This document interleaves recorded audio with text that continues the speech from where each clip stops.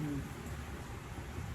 Siyempre, pag use oil yan, kasi ngayon guys ay maulan at gagawa tayo ng panghuli ng mga walang hiyang nilalang.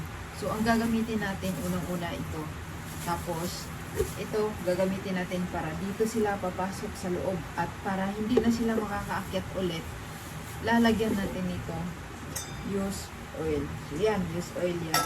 Tapos, ito, gagamitin natin pang-ipit.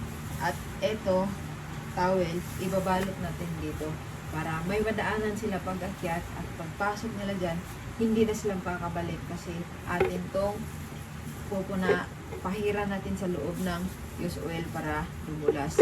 At syempre, ang ipapain natin doon sa loob ay ito, social bar nuts at polvoron. Syempre, bago ito kainin ng mga walang hiyang nilalang, tayo muna kakain. Titikman muna natin. Kapag masarap to, syempre masasarapan din sila. So, kainin muna natin kung masarap to. Masarap na oil. Polvoron. Tapos ito, barnas. So, syempre kakain nga sila. Ito pag hindi nakakain. Kainin din. So, ito, umpisahan na natin guys ang ating gagawin para titingnan natin kung makakahuli ba talaga tayo sa tricks na ito. So, una natin gawin, siyempre, liguin muna natin ito ng use oil. Siyempre, pag use oil yan, mabango yan. Amoy pamada yan. Tapos, ilagay mo dito. Ipupunas mo lang ganyan para dumulas sa loob. Siyempre, pag dumulas sa loob, di na yan sila makakalabas at talagang dito na sila maninirahan. Titingnan natin. Kasi nakakainis na talaga, hindi na nakakatuwa yung mga ginagawa nila. Wala na talaga, hindi na talaga sila nahihiya, mga ligo. So, meron na tayo nalagay dito. So, madulas na. So, mas magandang madulas para hindi na talaga sila makatadaan dyan.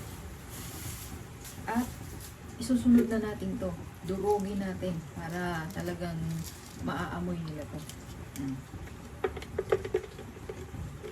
Ayan. Ito yung mahulog. Tapos, takpan natin yan. Kalimutan na naman takpan. Matanda na talaga tayo. Hindi na tayo nakakaisip ng tama. O, ito pa. Polvoron. Social. O, kayo nang bahala kung sino mga kakain dito. At, siyempre, kasi sinasabi ko sa inyo, babalutin natin ito. Towel. Para, makakadaan sila. Makakadaan sila at makakakain. Siyempre, mahal natin sila. Kailangan natin padaanin at pakainin. Ano ba naman kayo? Kasi, yung una mga ginagawa ko, hindi talaga na sila naniniwala. So, sana ngayon, ito, yan, babalutin lang natin. Tapos, kaya natin ng guma para hindi ma-open. Hindi magbukas. O, diba? Social. So, yan lang. O, namin dyan na sa loob. So, yan lang guys. At, ilalagay na natin dito sa ilalim kung saan nandoon sila nakatira. So, para bukas titingnan natin kung meron ba ditong na mga kumakain dito sa ating pain na polvoron at bar nuts. At titingnan na lang natin bukas kung nandyan sila, mahuhuli natin. So ngayon guys, kinuha na natin ang ating nilagay kagabi na panghuli natin ng nilalang. So tingnan nyo guys kung ano ang laman nito guys ha, nang ginawa natin kagabi. Ito, ipis ang hinuli natin dyan guys. Ayan. 3 lang ang nakakaakyat oh. tatlo lang ang nakakaakyat dito. So, siguro hindi masyadong mataas to, hindi sila masyadong nakaakyat. Or, nakalabas ang iba kasi may mga paanan na naiwan dito.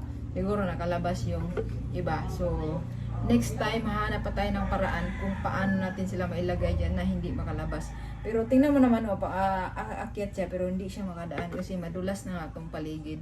Kasi nilagyan natin ng mantika. So, next time, gawa natin ng paraan na makahuli tayo ng marami. So, ito yung ginawa namin kagabi guys na nilagay ko panghuli ng ipis. So, ito lang guys ang ginawa natin. So, tinatry ko lang kung talagang makakahuli ba yung tricks natin. So, nakahuli naman siya ng 3 lang nakalabas.